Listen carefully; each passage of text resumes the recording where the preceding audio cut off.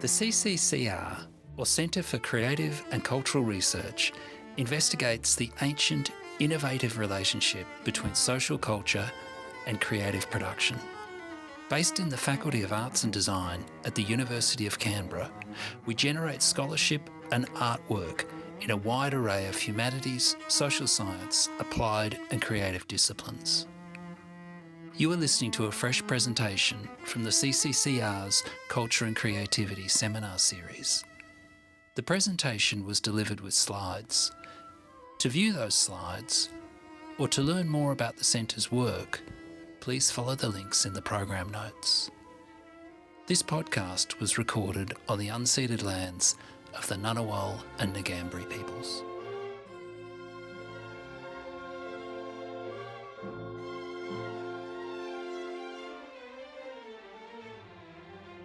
Hi everybody, my name's Paul McGee. I'm the Director of the Centre for Creative and Cultural Research here at the University of Canberra, and I'm delighted to see you all today. I want to start by acknowledging that we are on the unceded lands of the Ngunnawal and Ngambri people, and I want to acknowledge their ongoing and enduring ownership. I'd also like to pay my respects to all Aboriginal people here today. So today it's my pleasure to introduce Michael Mossman. Michael is a Kuku Yalanji man, born and raised in Cairns on Yidinji country. He now lives and works on Gadigal land and is Associate Dean, Indigenous Strategy and Services at the University of Sydney School of Architecture, Design and Planning. Michael is also a registered architect who champions country and First Nations cultures as agents for structural change in the broader architectural profession at educational, practice and policy levels. Please join me in welcoming him.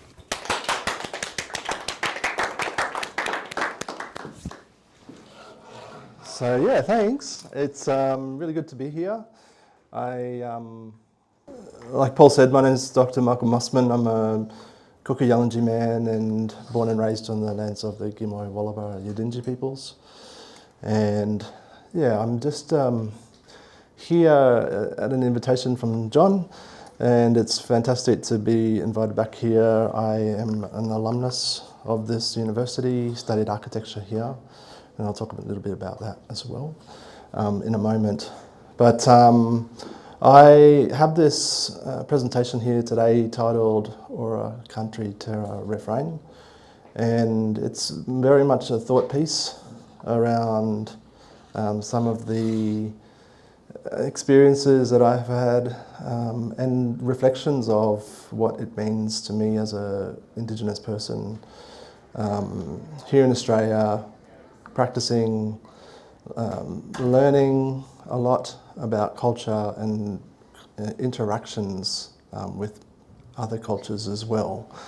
So yeah, I'm just wanting to sort of share some ideas behind these four words and what they mean in the context of an architectural conversation, and yeah, really, I guess, get some thinking happening from your perspectives as well. So I just always start with this quote here, and it says, storytelling must begin with the teller positioning him or herself in relation to clan and place. Before embarking on the story, the storyteller must first describe their journey to the place where the story belongs. And it's just a quote that I really like, and it was introduced to me from a colleague of mine, Anna, who it just gives this process of what it means to reflect on your own story. And as a currently educating as a lecturer and researcher at the University of Sydney, that is very much a sort of pedagogical approach that is important as part of a process when engaging with architectural design. And it has a sort of relationship with the narratives of place and the stories that are embedded in country in particular, and how that can then relate to the way that we practice architecture and also allied disciplines in the built environment as well. So I'd like to sort of take things back in terms of relating it relating my story to these images, which are my grandparents on my father's side, and it's my grandmother's name is Mary and my grandfather's name is Harry, and reflect on the nature of how they would have been positioned within a society that was very much about obscuring and disrupting cultural practices, and and to reflect on what that means in the context of today, and how far that we've come, and how much more there is to do as well in relation to how Indigenous peoples here in Australia and the histories that have impacted on the way that people have lived. And for this presentation, I do that through looking at the history of who I am as a person. So they would have been present in a society where there were these particular acts, legislations that were in place and about, creating and separating, separate groupings and placing Indigenous peoples into a sort of protected space. So very much separated from the rest of society. And that's, thinking about how that then translates into architecture is the sort of story that I then try to present as part of this talk. So that gives this sense of covering and looking at these first two words. That's part of the title of this presentation, which is aura and country. And the nature of these two words, it's sort of, they're interrelated. And in the first instance, look at aura, and aura has been used in the sense of how it's been a terminology from Benjamin's work, Walter Benjamin, the German thinker from the early 20th century, where it's sort of talking about, the aura of an original painting or an original piece of work at the time when there were processes of mechanical reproduction that were starting to really unfold in society, so that an original piece, original creation could then be easily, communicated at a mass level, across vast distances. So instead of being able to see a painting in the flesh and being, creating an interaction with that, you're then creating these opportunities that people can see these pieces in works of literature or publications, and then that sense of the aura of being present with that original piece is then dissipated once you start to mechanically reproduce it. And I sort of look at it, I've taken an interest in that, based on when you go into galleries or when you go into museums and you come face to face with these creative expressions, that it has a certain impact on you, similar to how as architects or other design professionals, when you experience a space, it's very different from looking at that space through a picture on the internet or through a publication. So it's always that, really interesting dynamic, and talking about how there is a certain authenticity in relation to, being present and in a close dialogue with that creative expression, as opposed to it being in a remote, you're trying to relate to it remotely. So I, you sort of wander around and take for granted all the things that are around, that we in a certain context. So this is, I'm standing around, and I'm based in Sydney, and I live near Newtown train station. So when you're I'm standing on the platform, And you just happen to see these two kookaburras side by side on the train, electrified wire, and think, that's an opportunity just to take a quick photo. But in the moment, you're like, I'm staring at these two kookaburras, thinking, there's something pretty interesting going on here, and I'm experiencing it in the moment. And likewise, when you go on, really focused walks through, tracks and stuff around Sydney and the harbour. In this instance, it's the Spitbridge to Manly walk, and you encounter these experiences, and then sort of take it in, and then for the purposes of this presentation, you take a photo and then show it to people to try to reenact that experience. And it's really not quite the same, but it might give you the impetus to go there and have a look.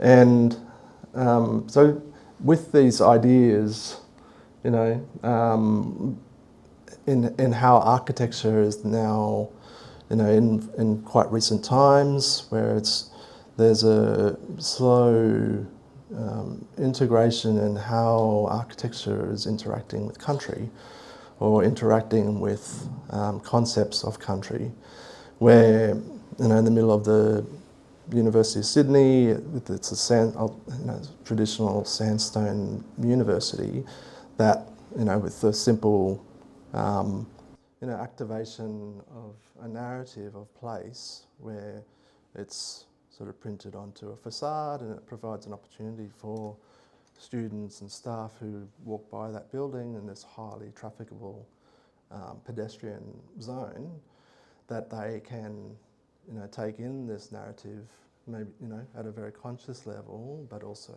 at a level that they might not even know it.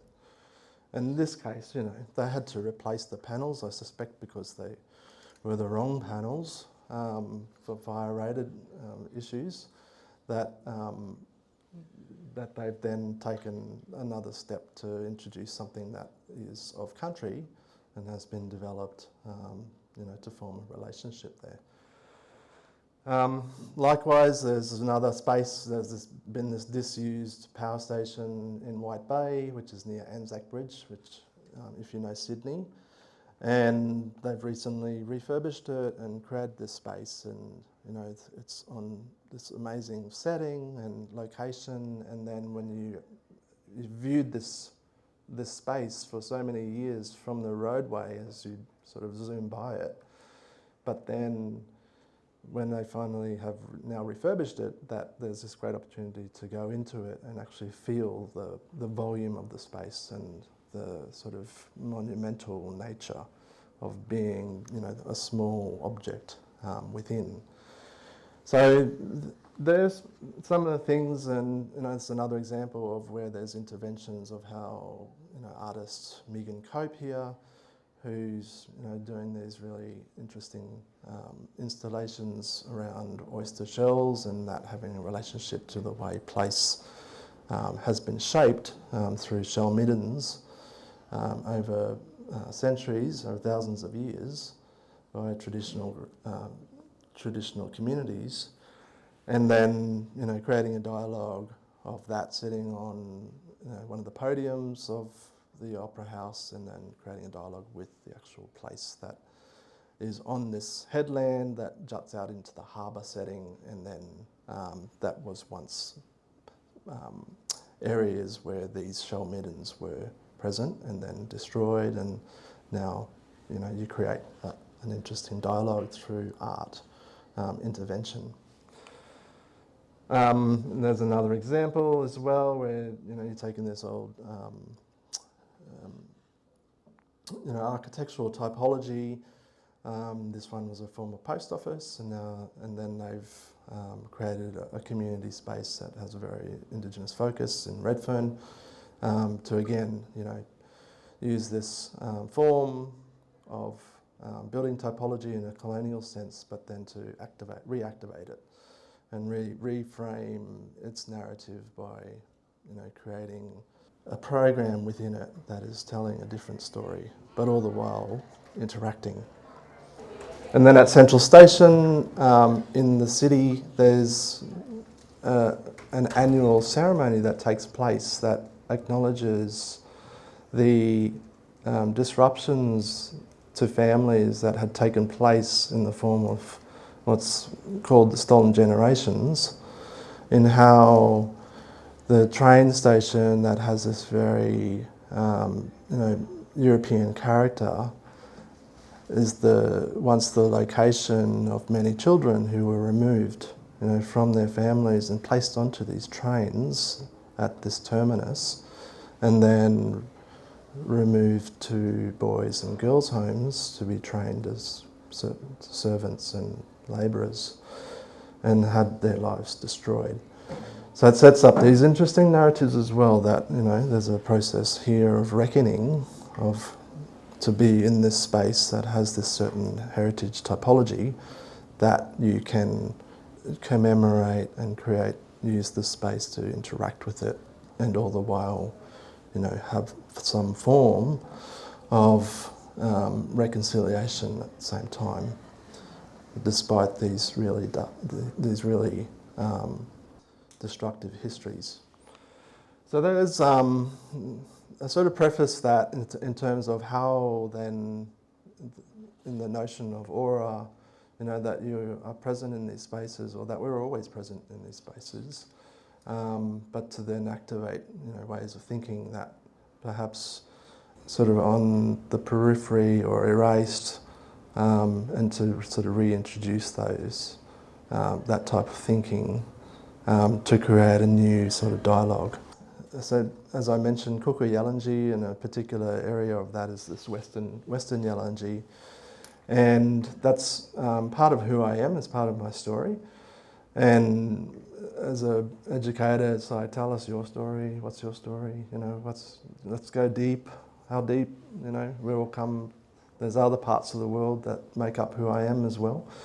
And so that's always something that I get a lot of pleasure out of, in terms of how students are able to describe their histories and then relate to those cultural practices, and how there are all these interactions that are taking place.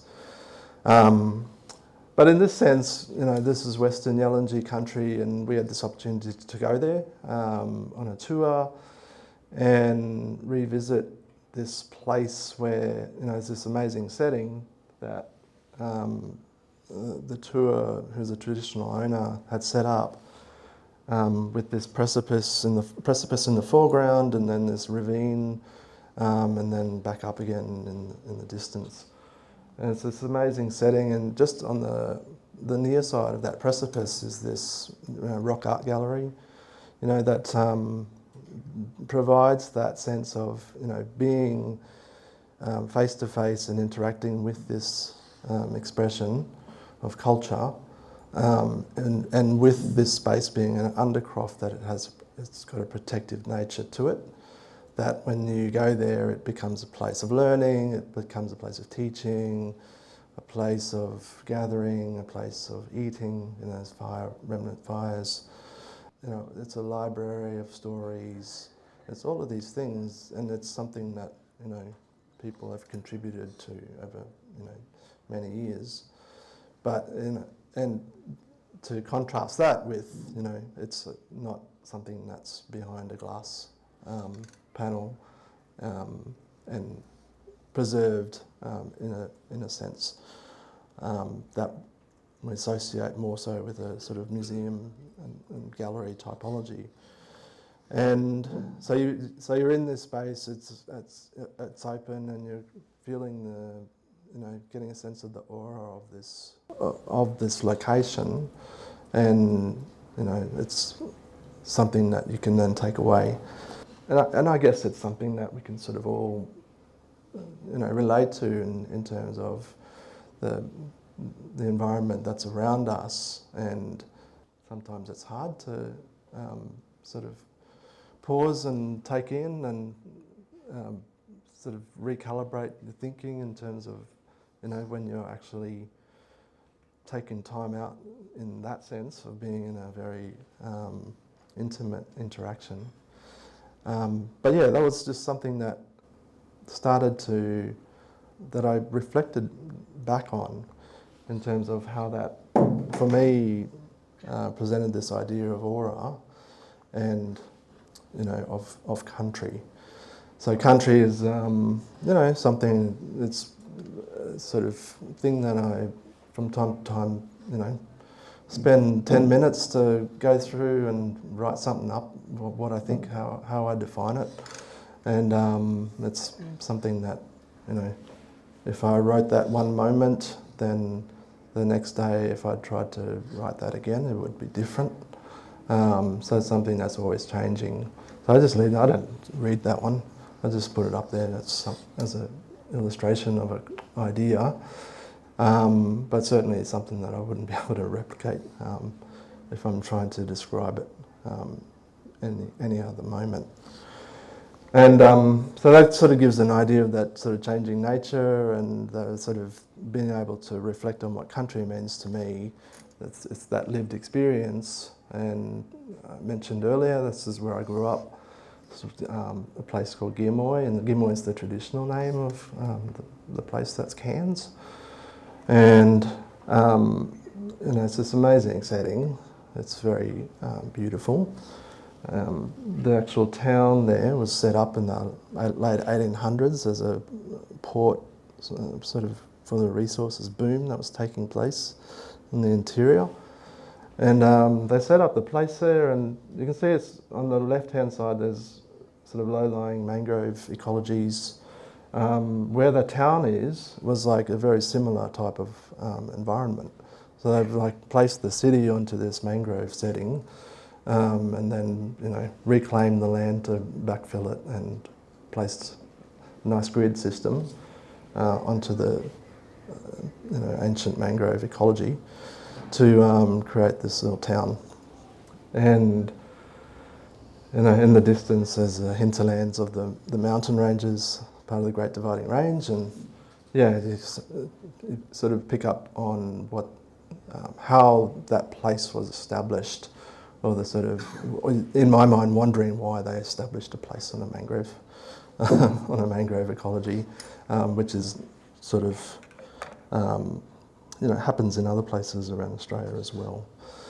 But I guess, and Cairns has these typologies of buildings that have, a heritage aspect to them that were part of who I was growing up. So I was walking around, growing up in Cairns and sort of interacting with these strange building types where they've got these classical typologies and features that have been transposed from somewhere else.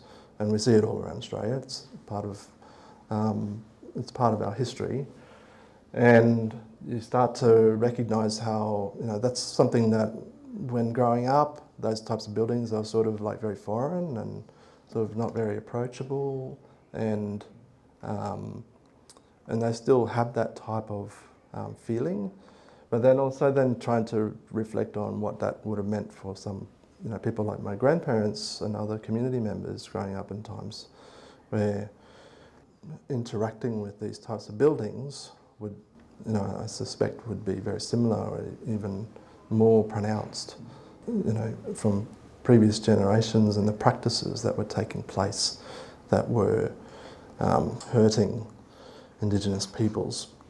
It's this thing that's formed a sort of interesting thought process for me to reflect on, and how this aura of country is looking at living presence and all this sort of ecologies of that system that's in place when you're interacting in such a direct way.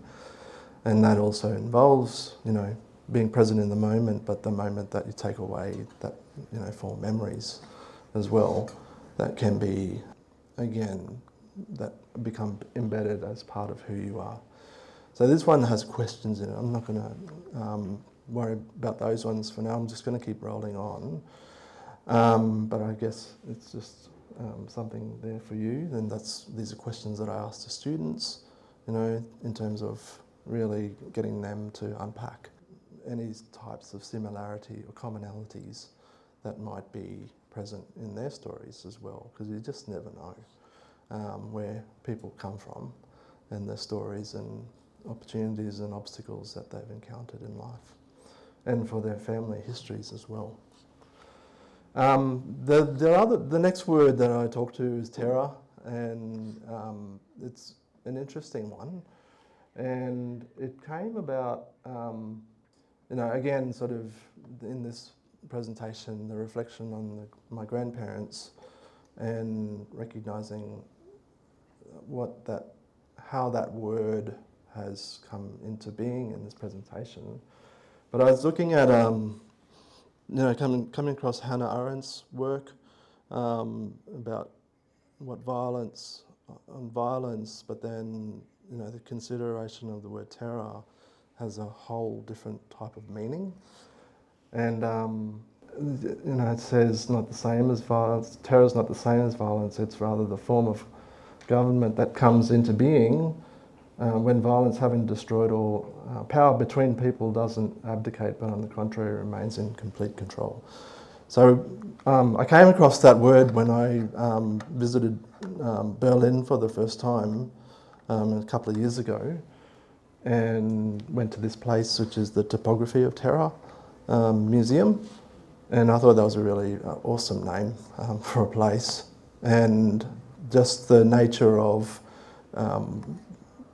putting that word into context in a Nazi Germany setting, and the experience of going there, and that museum is situated on a site where there were former SS headquarters and Gestapo, infrastructure that provided this really interesting insight.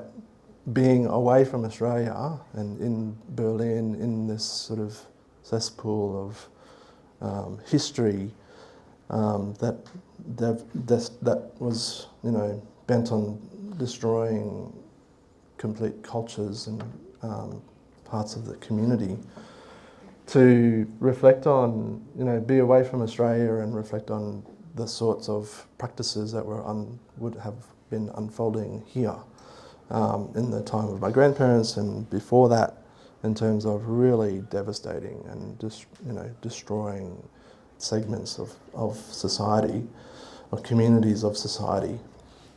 The thinking about, this is the formation of a government that is just there to just remain in control. So that's the sort of society that is set up, and how that being present in a Nazi Germany museum gave me a reflection of I don't see too much difference on the forms of government that were set up here to destroy Indigenous peoples, and likewise, Indigenous peoples at a global level as well. So the story of my grandparents is that they, my grandfather was born on the lands of the Kuku-Yalanji, his Kuku-Yalanji, which is like the Mossman, Daintree area of that north of Cairns. He was removed from his mother when he was 5 years old, and he was removed to this place called Yarrabah, which is on Gungandji country, and the place was set up as a mission, so a missionary place to protect Aboriginal people who were forced into these small locations to open up landscapes for commercial and pastoral practices, and to stop unwarranted murders happening on country. So these people were removed into these small locations, and there were many of them around Australia that we acknowledge and still have presence. So Yarrabah is now a community, sort of self-determining community, and it's this whole situation where the images themselves, there's a sense of, when I look at them, there's a connectedness to who they are. I didn't know my grandfather, but I was very young when my grandmother passed away. But there's stories that exist, and then there's also these images, which are portraits called from the Tyndale collection, and there was an anthropologist who went around in the 1930s taking these types of photographs to document Aboriginal people in these different missions and reserves. So all these photographs, they provide this sort of sense of, to be interacting with them, sort of one step away from the real person. But of course, many years and other sorts of contexts that are, provide barriers to their aura. So and to recognise how that's, how that would have reflected upon them living in a society where there are these, architectural typologies that are existing within, a regime that I would classify as a regime of terror, on these particular communities. So it gives a neat way for me to unpack and then reframe the thinking about what architecture is and how it's situated within these types of regimes. So yeah, and that's one of the questions that I've asked in the previous forum. Have a think to yourself about your own family histories and understand if there are these types of regimes that are in place that have impacted on your pasts, your ancestors who've had to do some amazing stuff in order to overcome those types of regimes. So I think it's a really interesting question, but one that makes people, I think, think deeply and then reflect on how that is something that presents that we live in a legacy of here in Australia, and that is in turn reframed in the way that architecture and the whole transformation of place and imposition of different typologies onto this countries and the countries of this continent, are still with us today. The last word is refrain, and that is a word that I came across, when you're flicking through, Deleuze and Guattari, as all architects do. You sort of come across one of these plateaus, and the thinking of this one is like, here's these French philosophers thinking about what it means to create a place of safety or a place of internal comfort, and what that means in terms of what are the practices or the little things that make sense that you put across that might make a difference in how you could get through a certain situation. And the one that they use in the context of the plateau is the child humming a tune in the dark and establishing and creating something that then provides a safe place, and how that could then in turn enact a process to get through a certain situation. It's always hard for me to explain that one, but it's just something that I thought how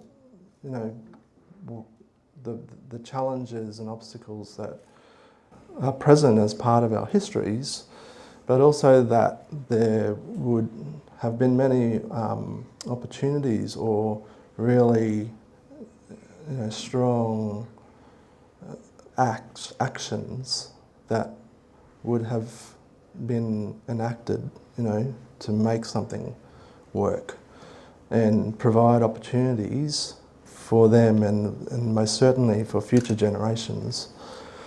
And for me, it's like how I am standing here, doing this talk and being in a certain position that I am in, and it's based on, being able to look to the past and recognise that there's plenty of challenges that have been put in front of peoples or ancestors, but found that there's a way through, and you just keep going. You just create the space that creates some form of comfort in order to, give an opportunity for oneself or for your kids. And that's really, in the face of this idea of country and terror, of this really interesting balancing act of, being situated in this space, in a space that has these legacies, but also using those in particular ways to, advantage and benefit, different types of narratives that can be created. Yeah, so that's, one of those reflections was again when I was in Berlin and visited Liebeskind's Jewish Museum for the first time, and how you can, through architecture, put forward propositions that create these moments for these types of reflections to happen. And it's like, how you enter through the particular typology, then as an edifice, before moving into the museum itself. And then you got the different axes, and then arriving, once you get to the end of each one, that you arrive at particular spaces that give you certain feelings, or certain feelings of hope, or certain feelings of discomfort, or certain feelings of just despair, that really made a strong impact on the way that I thought about what the nature of this presentation is about. And yeah, certainly after seeing it for the first time, after just looking at images of it, yeah, it makes a huge difference. So it's the Holocaust Tower, the Garden of Exile, the Memory Void. So there's all these experiences that are taking place, and for me it's like, those are the really powerful experiences that are part of that movement through that museum. And then as you sort of, the gallery spaces themselves, like the interesting things about, being able to look down into those voids from at particular moments, or look out through these strange shard-like fenestrations that give you these snapshots, and they're always different. So I thought this was just a really amazing case study to reflect on, and then how that in turn, provides this idea of thinking and removing yourself from that space, or creating a particular type of zone, to then enact truth-telling, or for the creation of new songlines. And there's numerous examples, and in particular the way that art installations work, in providing those types of interventions. This is In Absence, that was done at the NGV. Yanni Scarce and Edition Office, and this is Daniel Boyd's work at the War Memorial, just across the city. Here, For Our Country, and that was also with Edition Office. And then this is in Hyde Park in Sydney, which is the In Imagine Me, Thou Didst Let Fall by Tony Albert. And yeah, it's just sort of really creating these moments of difference that, when you go there, it really does make you think quite carefully. Then this is this art gallery in South Australia in this instance, and this is the Aboriginal Embassy, which is by Richard Bell, which is a work that was put up to create that interesting dialogue, between this representation of something of a place of significance, and then this art gallery colonial typology. Then the ones that I added in, of course, is the obvious 10 Embassy, which is still present now, but how that provides this point of difference of the interaction and dialogue, or lack of dialogue, that's taking place, between this type of infrastructure, and then how then a simple thing, a simple reframing of the place then starts to develop into something that's, it picks up a bit of momentum, and that starts to create, some interesting societal shifts as well. And, that's the National Gallery, National Museum, and the sort of subtext of some of those expressions as well. I'm getting towards the end of the talk. Ultimately it's like this is something about the truth-telling nature of this, and being able to reflect on our own histories to then unpack what types of commonalities or differences are present, when we start to create dialogue.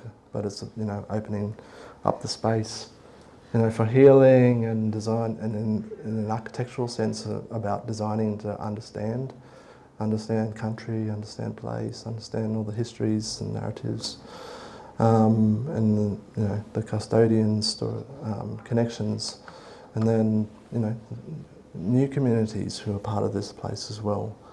This last bit is just about the most recent thing, which is we've been appointed as I've been part of a group that's been appointed to be the creative directors of the Venice Architecture Biennale.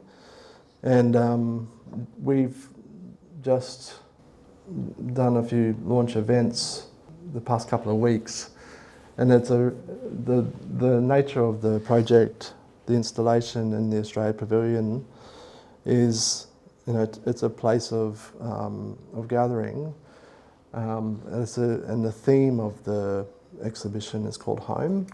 So it's about really asking that question to everyone: what does home mean to you? And getting people to understand, unpack that in the sense of what does home mean to you in the context of country, in the context of original custodians and presence and occupation, and how does that reflect? How do you reflect on that in relation to your own idea of what home means in all the different types of ways, in a societal sense or in the cultural sense, your own cultures, your own stories and narratives that are important. It's about creating this space, ceremonial space in the centre, and then for conversations to happen programmatically. And then around the perimeter, it's about how we can provide a space that people can at certain times leave a mark on the wall, similar to the earlier image that I showed.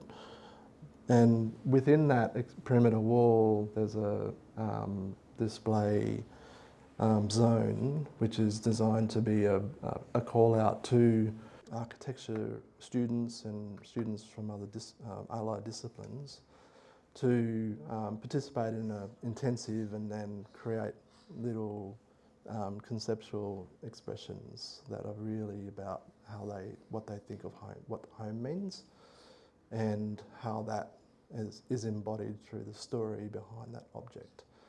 So that's the task sort of moving ahead, and it's all about providing opportunities for the next generation of architects and practitioners to really celebrate their stories of what home means, and then have it in a space that encourages others to interact with that.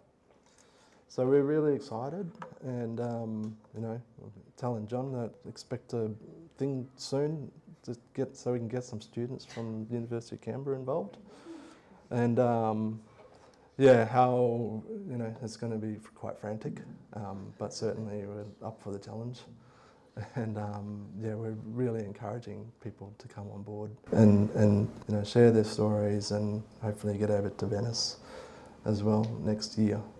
But that's it for my presentation, and so I just wanted to say thanks, and happy to have a yarn with you. If you've got any stories about what's important to you, that's the main thing, really interested to hear. Yeah, thank you.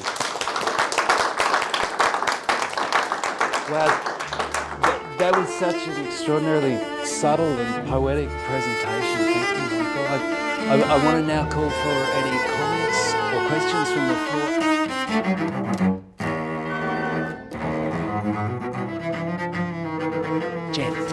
Thank you. That was gobsmacking. And I'm really interested in, you showed those bits of Berlin, and you showed a lot of the outdoor installations, interventions that are emerging around Australia.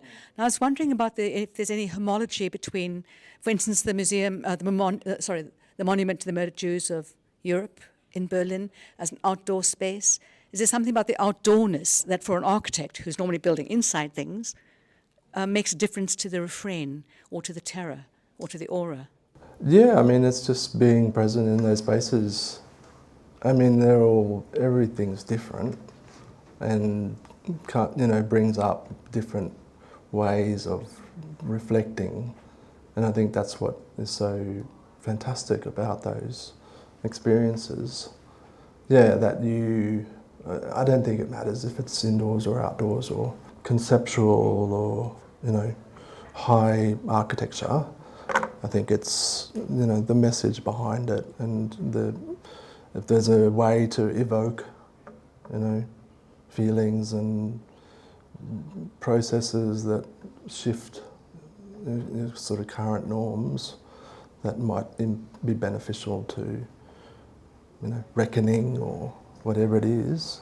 With these launches, we did one last night, and the reflection is that this time last year we were sort of for me, I was pretty devastated about the referendum not being successful. Yeah, you're sort of always in the space, and there's moments in your life, that make a difference as well. That if we had these launch events, 6 months ago, then sort of there's a different type of reflection that happens. Absolutely beautiful. I echo both Paul's and Jen's comments, and I really enjoyed the way in which you emphasised the temporal aspects of aura and the way it came through in the presentation with the use of your grandparents, repeated so many times, so thank you. My question is around comfort and your focus on comfort and why there is a desire to make the spaces comfortable and what that means. I think that's a good comment, because the very original version of this presentation was responding to the term discomfort. So I've taken it out. But I think the discomfort is present, through the nature of the content. Absolutely, which is what prompted my question. So what does it mean? I mean, is there a desire then to make it feel comfortable to sit with the discomfort, or what brought you back to comfort? I think that's a really good point. Yeah, it's okay to be discomfort, We should be. To be comfortable in your Or many of us should be. or to be comfortable in your discomfort means just, maybe, less about putting up the barriers and stopping the dialogue from happening, and just stop talking and listening and being able to learn something and understand. Yeah. So and that's hard for people. As a parent, sometimes you got to change your ways. Absolutely. And that can be pretty discomforting. Very much so. But maybe it's for the best in the long run, So it's I think it's more subtle, to not say it. But I think that's a really great proposition that you've described. Thank you, and thank you so much for sharing your personal story, which enabled us to all come along with you, which was beautiful. I'll ask a quick question then, Michael. You mentioned the creation of new songlines shortly before you showed us those pictures of the tent embassy. And I don't know if that was an example of what you meant, but I'm just wondering if you could elaborate a little bit. I think it's, the nature of how you, can create a story that then is passed on, that has, despite how much it's been passed on, that there's always a connectedness along that. So you can't underestimate, the legacy of what that action, Tent Embassy has had, and it's it flows through to, the establishment of many Aboriginal organisations and, more overt, conversations around land rights or, custodianship. So there's sort of starting points or, the highly exposed starting point that would have come from somewhere else, that there's knowledge that's flowing, that is connecting. I think that's really critical. That's the importance of, that you pass your stories. Stories get passed down to you, and you're in a particular cultural setting that only you know about, through those connections, and maybe no one else does. But it's very distinct and unique. And then there are others that are, have this type of profile that is really, communicating a particular way of getting a message across that is highly impactful, but then it can lead to many other benefits and open up other opportunities and doors for many others. Thank you. Thanks, Paul. Thanks, Michael. That was really beautifully intertwined presentation of all those things that make us stop and reflect and find that refrain. And I was wondering, at the moment where your grandparents' country, is it Kukuyulanji, did you find when you had the chance to come to Canberra in those early years doing architecture with us, that there was quite a, could you find comfort as you moved, as you took those things with you, and then kept them close to you as you found your way through these next years? Yeah, I think it's, you go into a new environment and it can always be very disorienting and a lot of unknowns. But then, I guess an extension of the Paul's question before, it's like without those, high-profile conversation starters, that something like the Ngunnawal Centre, for instance, wouldn't be around. And that, for me, in the first degree that I did here, was like the saving grace, like having that community present. It was in the same building as the architecture school, and so it was really important to have that connectedness and create that comfort. And of course, there's all sorts of